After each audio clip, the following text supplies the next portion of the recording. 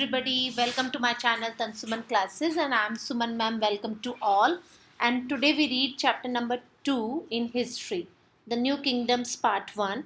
So before video हमने first part जो पढ़ा था उसमें हमने पढ़ा था कि जो राजपूत हैं, चालुक्याज हैं, प्रतिहार हैं, गुर्जर हैं, ये जो छोटे छोटे रीजनल किंगडम थे, अब इनके पास पावर आ गई थी क्योंकि अब इन्होंने राजाओं के आउट ऑफ कंट्रोल हो गए थे। ये इनके पास सत्ता के काफ़ी महत्वपूर्ण और उपयोगी जो स्थिति थी, जो इनके पास पोजीशन थी, वो इनके पास थी और कहीं ना कहीं अब ये राजा के कंट्रोल में नहीं थे।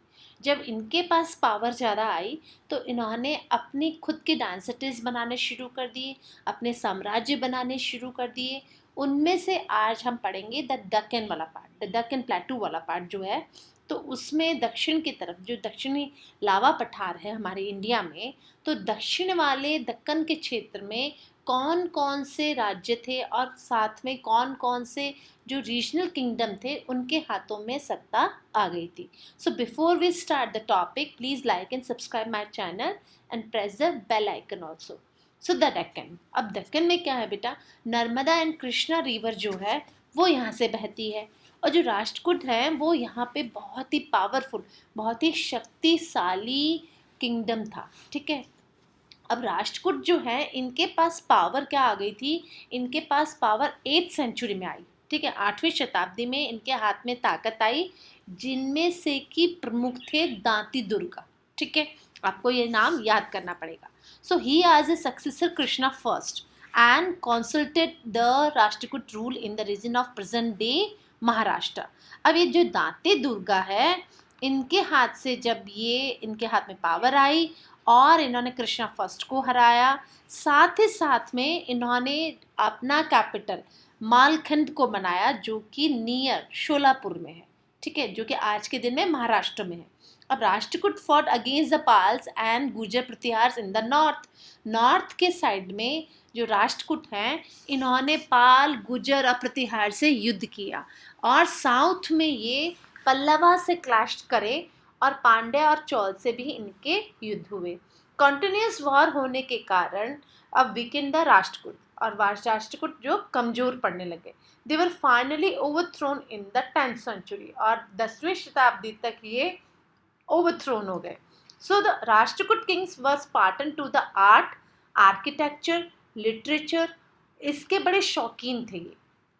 और इनके जो फेमस टेम्पल बनाए हुए हैं वो फेमस टेम्पल हैं जो एलोरा की जो रॉक कट केव्स हैं, the elephant and the cave during this region, यानी कैलाश टेम्पल और रॉक कट केव्स जो एलिफेंटा की है वो इनके टाइम में बनाए गए हैं।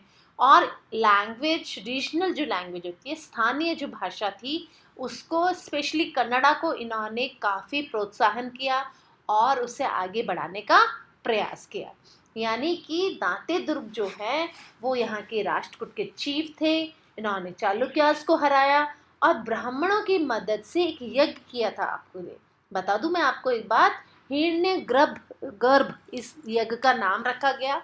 और इसमें ऐसा था कि यदि कोई क्षत्रिय पैदा नहीं हुआ है लेकिन अगर वो क्षत्रिय कुल में जाना चाहता है, रीबर्थ में मान्यता रखता है, तो उसे ये यज्ञ जरूर करना चाहिए। स्पेशली ये पैसे वाले जो सामंत थे वो यज्ञ ये करना चाहते थे। सो अदर किंगडम्स, अब अदर किंगडम्स में क्या था, यादवास ऑफ देवगिरी, यादव जो देवगिरी के थे वो भी 12th सेंचुरी में यहाँ पे पावरफुल हो गए थे। और यादव्स जो थे वो अपने आप को नर्मदा और गोदावरी जो नदियाँ हैं उनके आसपास का मानते थे। इनके पास ताकत बहुत ज़्यादा थी, पैसा भी बहुत ज़्यादा था। बट 14th सेंचुरी में अब क्या हुआ, खिलजी जैसे ही आए तो इनकी जो टेरिटरीज थी, खिलजी जो रूलर है उन्होंने इनकी सारी टेरिटरीज को अनेक्स कर लिया। ठीक है, अब क्या है, चालुक्यास ऑफ कल्याणी। अब जो चालुक्यास ऑफ कल्याणी है वो वॉज ऑल्सो लेटर चालुक्यास, यानी चालुक्यास ऑफ कल्याणी भी चालुक्यास के बाद में ही इंडिया में आए और इंडिया में इनका प्रशासन बढ़ा।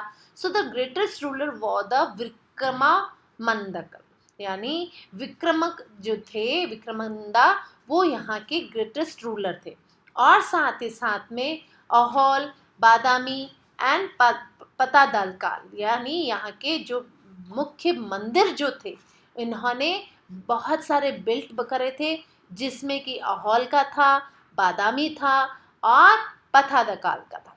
अब दूसरी बात है वारंगल के जो क्षत्रिय से, अब काठियास जो थे वो वारंगल के रहने वाले थे। काठियास जो थे वो 12वीं और 13वीं शताब्दी के आसपास गोदावरी और कृष्णा नदियों के आसपास के क्षेत्रों में रहते थे। और मार्क पोलो जो बोलते हैं वो बोलते हैं, मार्क पोलो बताते हैं कि जो काठियास हैं वो किसको मानते थे, Shaivism through the Jainism and Vaishnavism are flourished. और काठियास के समय में जो शमनिज्म है, शिव भगवान को मानने वाले, जो जैन धर्म को मानने वाले, इनकी बहुत ज़्यादा आगे बढ़े। और वैष्णव धर्म को जो मानते थे वो भी इस समय में जो फॉलोवर्स हैं वो बहुत ज़्यादा बढ़ गए थे इस समय में, ठीक है। एंड अब इसमें क्या था, संस्कृत और तेलुगु बोली जाती थी। कब? वारंगल में, काठियास के समय में। और 14th सेंचुरी में, 14वीं शताब्दी में क्या हुआ, सुल्तान जो दिल्ली के हैं उन्होंने इसको अपने अधिकार में ले लिया था। अब जो हौसलेस ऑफ द्वारशमुंद्रा है ना, अब दर्शमुंद्रा जो थे वो कौन थे, तो होलक्यास जो थे वो रूल करते थे प्रेजेंट ऑफ कर्नाटका, जो आज के कर्नाटका है। उस समय में होलक्यास जो थे वो वहाँ पे शासन करते थे, बहुत पावरफुल राजा हुआ करते थे। और विष्णुवर्धन यहाँ के जो मोस्ट पावरफुल राजा थे वो विष्णुवर्धन थे, ठीक है। तो the kingdom was absorb into the Delhi सल्तनत, और थोड़े दिनों बाद क्या हुआ, ये दिल्ली सल्तनत के अधीन आ गया था। अब साउथ इंडिया में अगर हम पढ़ते हैं कि दक्षिण के कौन से किंगडम्स थे जिनके पास पावरफुल बहुत ज़्यादा किंगडम था, इनके पास पावर आ गई थी, तो उनमें से पहला है पल्लवास, पांड्यास एंड चोलास। अब जैसा कि पल्लवास के बारे में अगर हम पढ़ना चाहें तो जैसे कि हमने क्लास 6 में पढ़ा था कि इनके पास में 7वीं शताब्दी में पावर जो थी बहुत ज़्यादा आ गई थी, 7वीं से 8वीं शताब्दी के बीच में। And their capital was city of Kanchi, और इनके जो कैपिटल सिटी था वो था कांची, ठीक है। तो पल्लवास जो थे इन्होंने बहुत सुंदर सुंदर मंदिर बनवाए थे।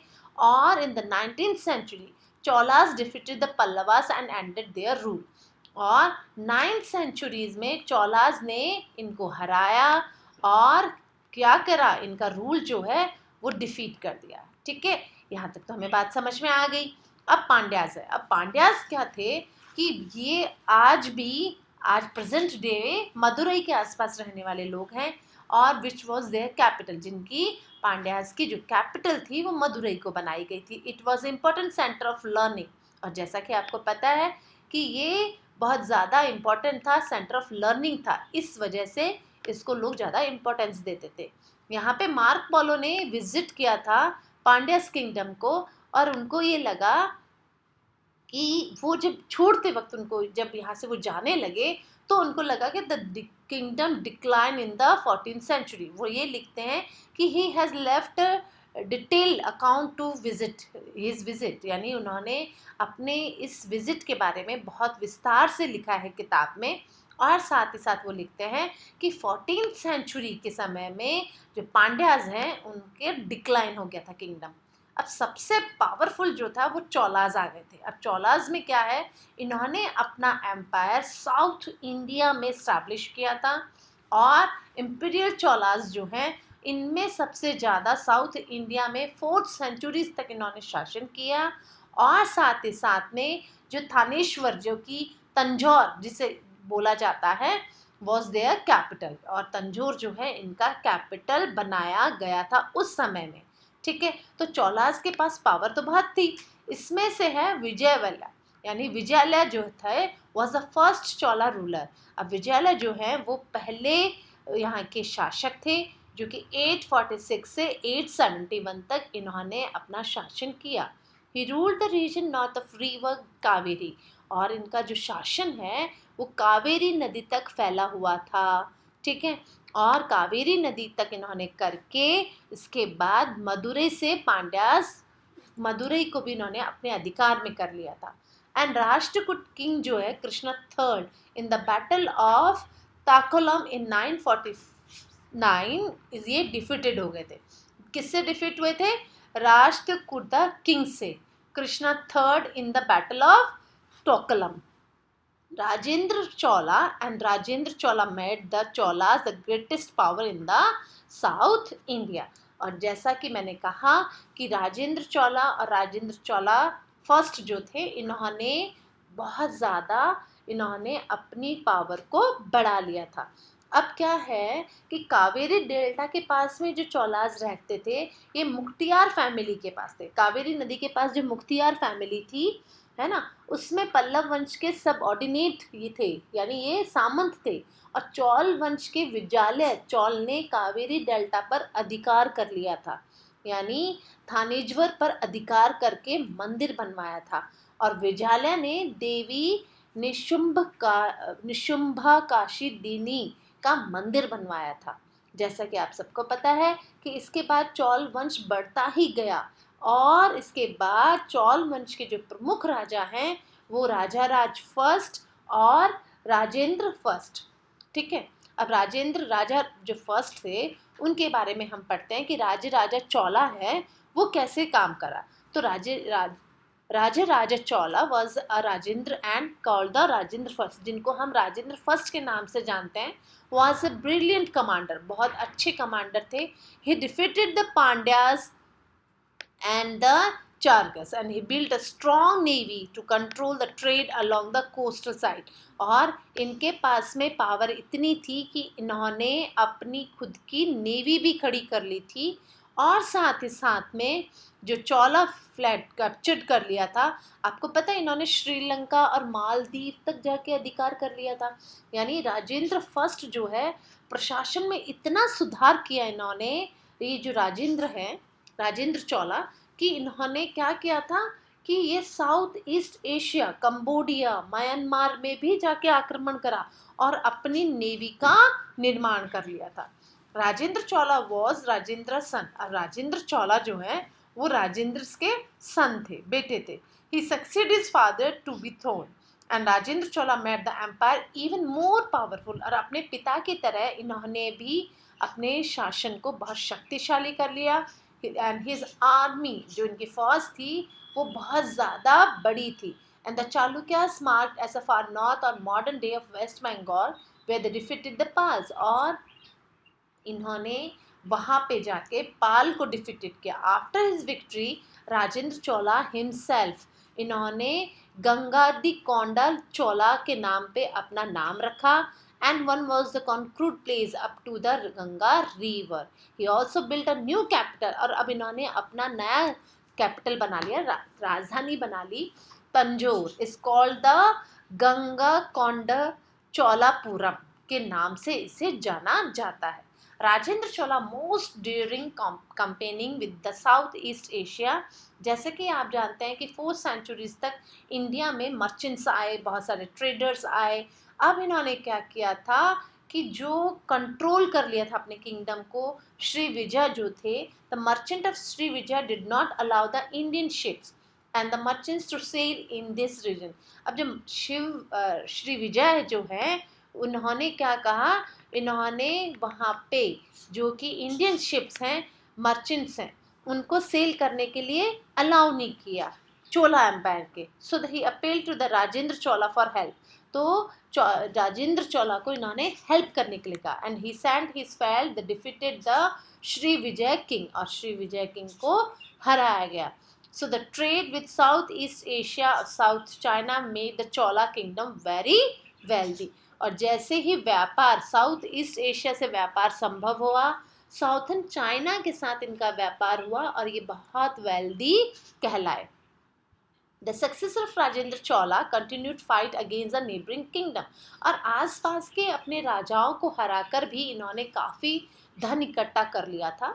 This continuous conflict deflected the, और लोग मानते हैं कि इन्होंने अपनी पावर का इस्तेमाल करके अपने आसपास के लोगों को हराकर काफ़ी पैसा कमा लिया था. लेकिन the empire decline towards the end of the 13th century. और 13वीं शताब्दी के अंत तक इनका जो साम्राज्य है वो डिक्लाइन हो चुका था. Cultural achievement of temples. अब इनका कल्चरल अचीवमेंट क्या था जैसे ही कोई राजा जीतता था तो वो अपने धन को मंदिरों में लगवाता था, टेम्पल्स को लगवाता था। अब temples are the Cholas were great temple builders. जैसा कि आपको पता है कि चोलास जो थे वो मंदिरों को बड़ा अच्छे से सजाते थे, मंदिरों में खूब पैसा लगाया। तो Cholas were great temple builders. Most of their temple was build in a Dravidian style. और जो इनके अधिकतर जो मंदिर हैं वो द्रविडियन स्टाइल में बने हुए हैं, ठीक है। और इनके जो मंदिर हैं उनमें क्या है, बृहदीश्वरा टेम्पल एट तंजावर। और जो इनके मंदिर हैं वो कौन कौन से हैं? The Brihadishwara temple at Thaneswar, the finest example of Chola temple architecture। और जो चोला एम्पायर के बड़े ही फाइन आर्किटेक्चर उसमें देखने को मिलता है। आपको पता है the temple is known as a world heritage site. और जैसा कि आपको बताया है ये, लुक एट द फर्स्ट, राजा प्रथम के द्वारा बनाया गया मंदिर जो कि वर्ल्ड हेरिटेज साइट भी है, जैसा कि हम क्लास 6 में पहले पढ़ चुके हैं। स्कल्पचर्स, अब स्कल्पचर्स जो हैं वो क्यों बनाए जाते थे? तो sculptures are also excellent making images of the god and goddess. यानी जो मूर्तियां बनाई जाती थी वो भी क्या होता थे, भगवान और देवी देवताओं की जो बनाई जाती थी। दीज इमेजेस ईदर तो स्टोन, अधिकतर तो पत्थर की बनाई जाती थी, लेकिन ब्रॉन्ज की भी चॉल्स वगैरह, चॉल जो राजा हैं उन्होंने ब्रॉन्ज की भी बनवाई और ये बहुत ज़्यादा पॉपुलर भी हुए। ब्रॉन्ज की जो है वो Nataraja, lord Shiva as Nataraja and lord of dance, यानी भगवान शिव का नटराज की फॉर्म में डांस करना, ये एक बहुत बड़ी उपलब्धि है चोल साम्राज्य के लिए कि उन्होंने उनका निर्माण करवाया। और ये उनकी आर्ट इसमें देखने के लिए मिलती है कि कितने फाइनेस्ट थे ये आर्ट में। लैंग्वेज एंड लिटरेचर, जो चोल पीरियड था उस समय में क्या था, जो लैंग्वेज थी वो थी तमिल, तेलुगु और कन्नड़ा। यानी 3 भाषाओं का मुख्य रूप से प्रयोग किया गया था जो कि थी तमिल, तेलुगु एंड कन्नड़ा, ठीक है। अब many literature works are written in these language. और जैसा कि आपको पता है कि खूब सारी अलग अलग भाषाओं में जो भी कहानियाँ लिखी जाती थी, जो भी, वो इन तीनों भाषाओं में अधिकांश लिखी गई। एडमिनिस्ट्रेशन जो था वो देखने लायक है। किसी भी राजा के द्वारा जो एडमिनिस्ट्रेशन होता है अगर वो ज़्यादा अच्छा है, वो सुचारू रूप से चल रहा है और अच्छे ढंग से चल रहा है तो वो राजा कामयाब माना जाता था। तो kingdom was divided in the provisions called the mandalams. अब आपको ये लर्न करने की ज़रूरत है कि किस तरीके से जो किंगडम है वो प्रोविजन्स में डिवाइडेड था और जिनको कि हमने मंडलम्स का नाम देते हैं, ठीक है। एंड ये किसके द्वारा गवर्न होते थे? Each mandalam was further divided into numbers. किस में डिवाइड होता था? वालंदूज में डिवाइड होता था। यानी जो राजा का किंगडम है वो मंडलम्स में डिवाइड किया गया। अब हर मंडलम्स में वेंदुलन्स होते थे और वेलनाडु जो होते थे consist of a number of village. और वेलनाडु के पास में खूब सारे विलेजेस आते थे। एंड द विलेज जो होता था, विलेज का जो लोवेस्ट यूनिट होती थी उसे कहा जाता था नाडु या कोरम, ठीक है। यानी अब आप ये देखिए कि खूब सारे, देयर आर मैनी टाउन्स और nagaram such as Tanjore, Sanchi and Puhar, ये इनमें से प्रमुख हैं। विलेज जो असेंबलीज होती थी, लोकल सेल्फ गवर्नमेंट होती थी, और स्पेशली चोला एडमिनिस्ट्रेशन में तो ये देखने के लिए हमें मिलता ही है कि विलेज में किस तरीके से फ्रीडम था, लोगों में आपस में एक साथ मिलकर रहने की भावना थी। Freedom in looking after their own affairs, each village has 2 assembly.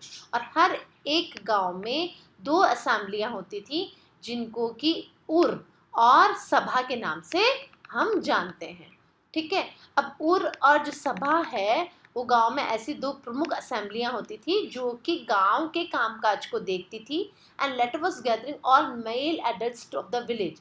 These assemblies are found many sub communities and the affair of the village such as measurement, land record। अच्छा, अब आप देखिए जो गांव में जो ये उर और सभा जो होती थी, इसमें क्या होता था कि गांव में कितनी ज़मीन कल्टीवेट हो रही है, कितना टैक्स उसका पे हो रहा है, कितना डिस्ट्रीब्यूट हो रहा है और कितना पानी में लग रहा है उसका पैसा। रिपेयरिंग वाटर टैंक्स कराए जाते थे, इरिगेशन कैनाल्स, जो सिंचाई के जो कैनाल्स बनाए जाते थे वो भी इन्हीं के अंडर में और इन्हीं के सुपरविजन में looked after by this sub committee, यानी जो इनकी सब कमेटी बनाई जाती थी वो इन सारे कामों को देखती थी कि गांव में कितना विकास हुआ है, गांव में किस किस चीज़ की ज़रूरत है. So these sub committees are very important for the development of the village, यानी गांव के जो विकास है उसके लिए ये बहुत ज़्यादा ज़रूरी होता था. तो अब आप ये देखिए कि जो तमिलनाडु है वहाँ पे किस तरीके से एग्रीकल्चर डेवलप हुआ, साथ ही साथ में एग्रीकल्चर जो एक्सपेंशन हुआ था वो किस तरीके से होता था. They are the new development in agriculture. अब जो कृषि है उससे संबंधित आप ये देखिए, कोई भी राजा होता था तो बेसिकली उसको टैक्स या रेवेन्यू जो भी मिलता था वो ज़मीन से ही मिलता था, क्योंकि लोगों का काम खेती करना था. अब जो खेती हो रही है उससे मिलने वाला टैक्स या रेवेन्यू वो कहाँ पे खर्च करता था राजा, या तो वो मंदिरों पे खर्च करते थे, है ना, स्कूल पाठशालाओं पे करते थे, साथ ही साथ धर्मशालाओं पे करते थे, है ना, मंदिरों पे करते थे, और लोगों को खेती को बढ़ावा देने के लिए उनको इरिगेशन फैसिलिटीज प्रोवाइड कराने की कोशिश करते थे. तो इसमें हम देखते हैं कि दे ब्रॉट अंडर कल्टीवेशन. अब जितनी ज़्यादा ज़मीन कल्टीवेशन के अंदर आएगी राजा को उतना ही ज़्यादा रेवेन्यू या टैक्स मिलेगा. So this was due to development. First, a lot of dry, barren और forest land was made it for cultivation. और जितना ज़्यादा से ज़्यादा राजा ज़मीन को उपजाऊ बनाने की कोशिश करेंगे और खाली पड़ी हुई ज़मीन को वो उपजाऊ बनाने की कोशिश करेंगे तो क्या होगा, उनको उतना ही ज़्यादा टैक्स भी मिलेगा. ठीक है. अब इरिगेशन फैसिलिटीज़ हैं वो भी उनको ज़्यादा देनी पड़ेगी. क्यों? क्योंकि इरिगेशन फैसिलिटीज़ आप नए एरिए में अगर करते हो तो उससे भी आपको टैक्स मिलेगा. यानी टेम्पल्स में ज़्यादा से ज़्यादा पैसा लग सकता है. और चोला टेम्पल के जो थे उनके पास खूब पैसा था, डोनेशन भी मिलता था, एग्रीकल्चर से भी उनको पैसा मिलता था. तो किंग क्या करते थे, ड्राई एरियाज जो होते थे वहाँ पे इरिगेशन फैसिलिटीज़ अधिकतर देने की कोशिश करते थे. अब बच्चों आप बोलेंगे ड्राई एरिया में मैम क्यों देना चाहते थे, क्योंकि ड्राई एरिया से भी तो टैक्स मिलता था. तो ये ग्रोथ, पॉपुलेशन जैसे जैसे ग्रोथ होती गई इस समय में एग्रीकल्चर को भी बढ़ावा देना ज़रूरी हो गया था. अब डिफरेंट क्रॉप्स उगाई जाती थी. अब डिफरेंट क्रॉप्स के बेटर प्रोडक्टिविटी कैसे हासिल हो, जितनी ज़्यादा अगर किसान की खेती होगी ठीक उसी तरीके से राजा को भी फ़ायदा होगा और वहाँ इनकम सोर्स बनते थे. तो किंग क्या होते थे, टेम्पल बिल्ड करते थे. ठीक है. Embankments to prevent a flooding, canals to carry water to the fields, and with the tanks being constructed irrigation facilities improve करते थे, वाटर स्टोर करने के टैंक बनाते थे और चैनल्स ऑफ इरिगेशन फील्ड, यानी कि बेटर प्रोडक्टिविटी हमें हासिल हो और साथ ही साथ में क्या हो, यहाँ के किसानों को अधिक से अधिक सुविधा मिले, उसके लिए राजा करता था ये कोशिश कि वहाँ के लोगों को पानी मिले, कुएं खोदे जाए, मंदिरों में पैसा लगाया जाए, बाढ़ के लिए जो पानी आता था बाढ़ से उसको भी रोका जाए. Another important development was the growth of crafts and increase the trade between the far-flung areas throughout the Tamil region and outside.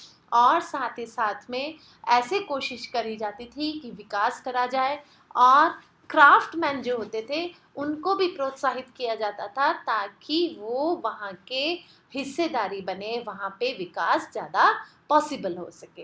तो country wide network of the trade guilds actively participate in the trade. और जो व्यापारी होते थे उनको भी प्रोत्साहित किया जाता था कि वो बाहर भी व्यापार करें और money obtain through trade was largely invested in agriculture. और जो पैसा उनको ट्रेड से आता था, जो पैसा उनको खेती से मिलता था, जो पैसा उनको ट्रेड से मिलता था वो पैसा वो अधिक से अधिक खेती में लगा सके.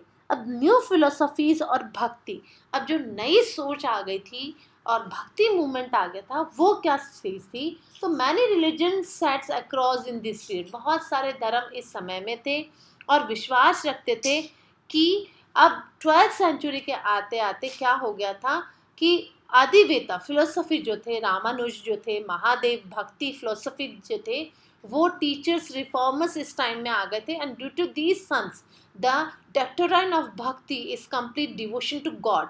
और लोग भक्ति मूवमेंट के द्वारा लोग अपने भगवान के लिए समर्पित होने लगे and very popular in the south, और ये साउथ में बहुत ज़्यादा पॉपुलर होने लगा, जैसा कि हम चैप्टर 9 में पढ़ेंगे।